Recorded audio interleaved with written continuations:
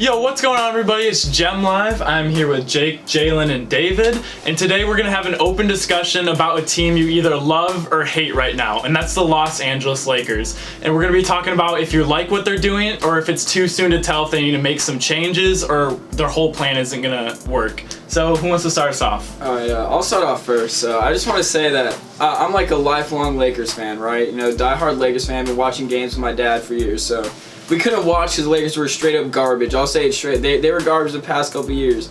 But now the team is exciting. LeBron came, and that's super exciting. We got a bunch of young guys, Kuzma, Josh Hart. But, you know, I have some opinions about the team that these guys don't agree with. So first of all, Ingram, I don't like Brandon Ingram. They think that Ingram is one of the best players on the Lakers, but I think Kuzma and Hart both outplay him. And I just don't really like his attitude that he brings toward the team. I think he's kind of cocky, and of course I want him to be good. But if you guys saw the last the Hawks game, he got his shit crossed by Trae Young, and Trae Young was about to score the basket, but Tyson Chandler saved him. I like lucky. That. It was a good block by Tyson Chandler, but Ingram got crossed. But another thing that I've been having a super big problem with this season is LeBron, because he just got paid $154 million. But he can't make a shot in the clutch to save his life. In the Hawks game, he missed 2 free throws, and then JaVale bailed him out. And then granted, it was a good putback dunk by LeBron, but how do you miss both of your free throws if you're getting paid $154 million? That's not the first game either. It's not the first game. He missed his free throws against the Mavericks too, I'm pretty sure. And it was in another game. I think it was in a recent game before the Hawks. I'm not sure exactly, but he missed 3 3-pointers in a row, and then we were lucky enough to get the rebounds. I think Tyson Chandler and JaVale McGee just kept getting offensive rebounds, and LeBron missed like 3 shots in a row. Like, how do you miss those shots if you're supposed to be the best player in the NBA right now? So I'm just really upset with how LeBron's playing, because I guess you could say, well, he's being kind of passive because he wants to let the other members develop, but you still need to get the win, and I don't think it's being passive if you miss your shots when there's 2 minutes left in the game. Like, that should be the time where he takes over, but he's just choking, in my opinion. Right. All right. I definitely think. So let's get someone that's for the Lakers right now. Okay, so I definitely think almost all of those points that you just made were completely wrong. Oh my God. Max Keller and Steven. For one, to saying that Brandon Ingram is not as good as Kuzma and Josh Hart is just crazy, because night in, night out, Brandon Ingram balls. Like, no matter what, like, he still is getting you 22 a game. He's still giving you a solid 5 rebounds a game. He's still doing everything he can to get them winning. And yeah, Kuzma's great. Yeah, Josh Hart is great. But Kuzma, as I've always said, he's a streaky shooter. He's never been consistent from 3-point range. Hart is definitely still developing, and I really like to see him going out there and balling. But if he was better than Brandon Ingram, then he'd be starting, and he's not. So he's not better. Another thing, LeBron James. LeBron James is worth every single cent of that $154 million, because one, their record is already so much better than it was last year around this time. 2. But, like, is that the goal for their team? Like, their expectations with LeBron bringing him in? I don't think anyone expects them to be. I don't think anyone expected them to be a top 3. They only have 1 star. If we can go back to our podcast video, I'm pretty sure you had them top 3. I had them top 3. I had them number 3. Okay. I had them like 5 or 6 because I knew it would be a struggle, and I knew, like, being on this team, LeBron, of course, is gonna want to develop the players. Now, yes, of course, the free throws in the clutch, that's unacceptable. Like, come on, LeBron, you gotta make your free throws. Like, he's never been a great free throw shooter, but, like, you gotta be a good free throw shooter now. Like, especially if you're at the line with 2 seconds left, you gotta make that shit. But another thing is, come playoff time, this team is gonna be unreal, because everything they're doing right now is what a playoff team should be doing. They're keeping the pace where they want it. They're playing great defense. They're not terrible. All their games are going like above 100 points. Yeah, no, because they play so fast. No, that's what their players don't. They don't have like that clamp guy. Like JaVale McGee, like he's like a rim Lance. That's another thing. Tyson Chandler, Michael Beasley. Those are defensive players. Tyson Chandler was a really good pickup, really good defensive player. Stevenson is good too. But then this is my other problem with LeBron. If we got the Cleveland LeBron, he's worth 154. But if you look at him this year, his defense is trash. He doesn't even try anymore. Have you seen where he like put out his leg to like put kick out it? his leg, like he lets people take wide open shots. He gives people wide open drives to the basket. I want the LeBron that's getting chase down blocks, like all those crazy. It's 11 games in. Defensively. Yeah. Playoff time is a different LeBron. If we're being honest. Yeah. I guess. And like the thing is, like in the West, it's like so competitive. So like where LeBron's been able to like coast during the regular season and still get like a 2-3 seed and be able to play like a team like that. In the West, if they coast and like they can't put it together when they want to, of course playoff LeBron, playoff Rondo are gonna come out, but they're gonna have to play like a Warriors or a Nuggets or a top tier West team. So they're not gonna be able to play like the Pelicans like they have in years past. You know. That's true. That's very true. But like I've been saying, like the team, they just got to work on chemistry, and I feel like by the time playoff time comes, they're gonna be unreal. Like they'll for sure be, even like seeding disregarded, they're gonna be one of the best teams in the playoffs. All right, so now I'm going to tell you why it's not too soon to say that this little experiment is a failure so far. And it's the same reason that the 76ers have already made some adjustments to their team this year.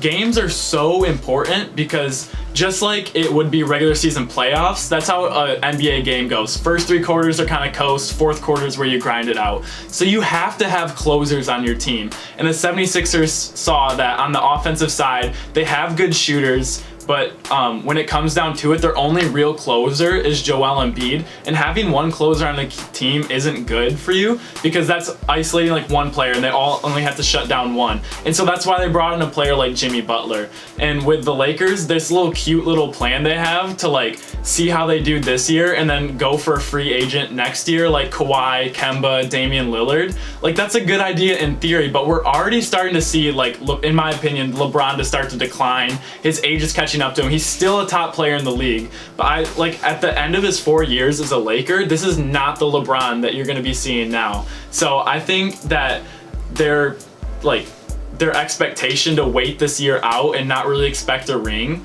isn't like, that's not attractive to me. Like, I think they need to go for something now. They need to go for like a big trade, shake things up, because they're not getting it done this year. They need another closer, and and I'm just going to say, LeBron hasn't been closing. So not only do they only have one closer in LeBron, their closer isn't getting it done. So I think that's going to be a problem for them throughout the season. Yeah. I mean, that's fair. We just got to see if somebody can step up and take that mantle. We've seen Kuzma play. We've seen Ingram play.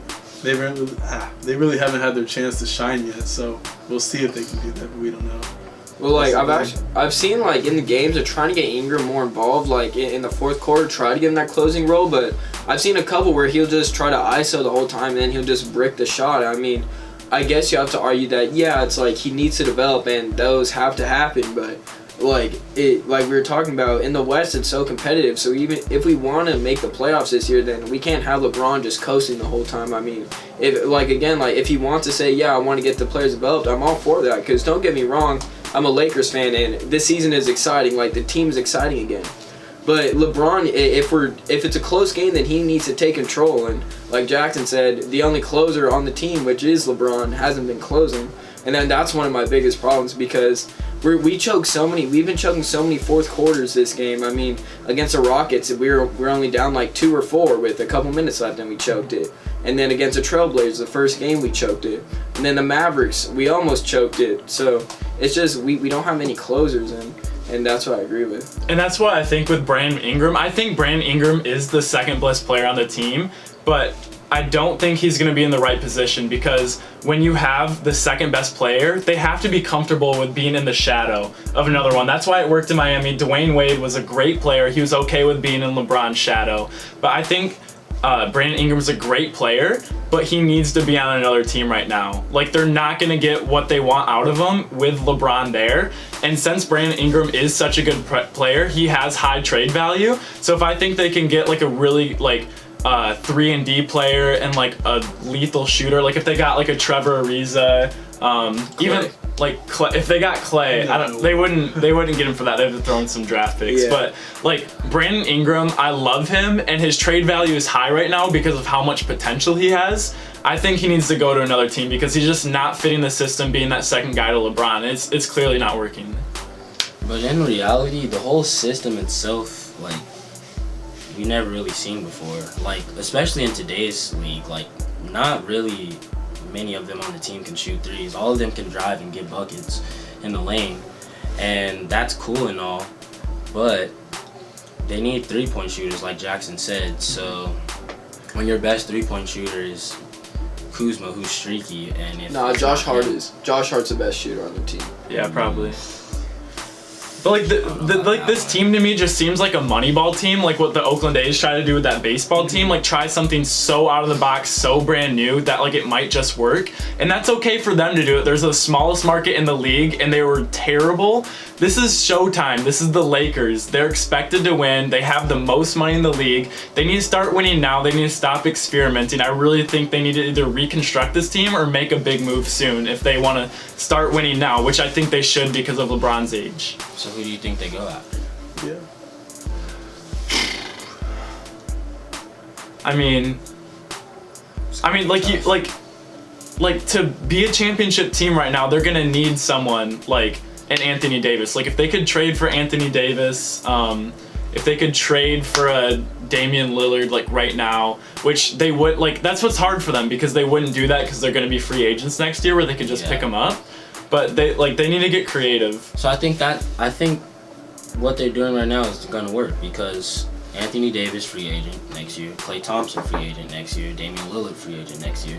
They have the possibility of picking up like 2 out of 3 of those guys. Yeah. So next year they're picking up 2 or 3 of those contenders automatically.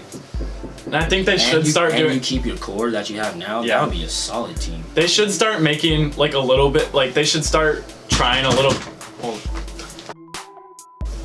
Sorry about that, guys. We just had to let our other roommate in real fast. But where I was going with that is they need to start winning like more games right now to make these big free agent players, or they want to make LA an appealing place for these free agent players. They're not going to want to go and try and win rings on a team that isn't doing well or doesn't show any promise right now. So. Yeah, I mean it is LA though. That's true. Without That is LeBron, true. they weren't good at all last year. I feel like LA is always a destination for anybody who wants to play. That's true. Then There was what? a couple Just people this year who were saying Yeah. they wanted to go. I mean, Kawhi wanted to come here this year, and didn't even have LeBron yet. Well, Paul then George. now LeBron doesn't even want to come anymore. And then Paul George said he's saying in OKC. So like, there was a lot of promise with all these speculations, but again, like they're just speculations. So now we need some more like big name players that come out and say they want to go to the Lakers, because we all thought like Paul George was a sure thing and Kawhi was basically a sure thing, but now they both declined like having any interest in the Lakers. So Yeah. Well, I just thought of this too. We did get a Kevin Durant statement that said he's chasing money next year.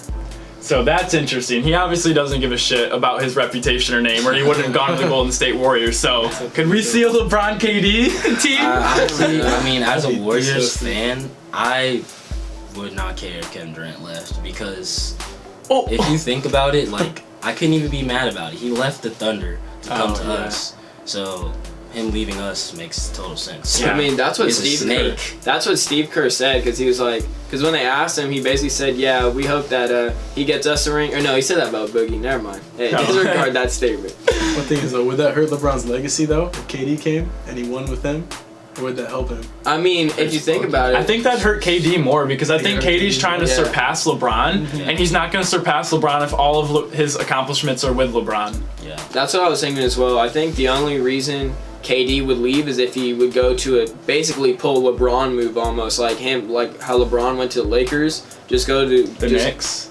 possibly just a team that's maybe a little bit better than the Lakers right now, Or and go then back home to Washington. Oh yeah. The Wizards are like That'd be 2-10 raw. right now, though. But Kevin Durant on that team, that'd be Kevin raw. Durant, Yeah, Bradley but, like, Beal, and John Wall. Yeah. that's Real quick. ridiculous. KD on the Knicks, Kristaps on the Knicks, Kyrie Irving on the Knicks. Ooh. Kyrie said he's gonna stay in Boston though. Oh, we've He heard said that he's one gonna stay in before. Boston. Heard though. that before. I mean, hey, if Kyrie wants to leave Boston, I'm all for it, because I mean, I know the rivalry still isn't. It's not as strong as it once was, but It's not a rivalry anymore. yeah, it's not a rivalry. Lakers are a better Lakers. Yeah. All right. Anything else, guys? I mean, if the Lakers get a 3-point game by the end of the season, they're Yeah. gonna be scary for sure. Yeah. Because they score almost all their points 2 points right now. So I just think they need a starter that's a good defensive player. Like everyone that we were listing, like Lance Stevenson, like all those guys, like they're off the bench, they're getting around 20 minutes a game. Like that's just not enough to have a good defense. Like I see them being like passive, and like the only like strong built one is like LeBron, and then you have JaVale, who is JaVale. I know that's your guy, but JaVale, he's playing good this year. Okay. He's playing good this year. JaVale is wrong. He's so much better. This is probably the best year of his whole career. Without a doubt. For sure. What? Yeah, Could I have JaVale be the JaVale most for most improved? improved. Yeah, we and had him. defensive player of the year. You watched the video, David? my bad. No, you're good.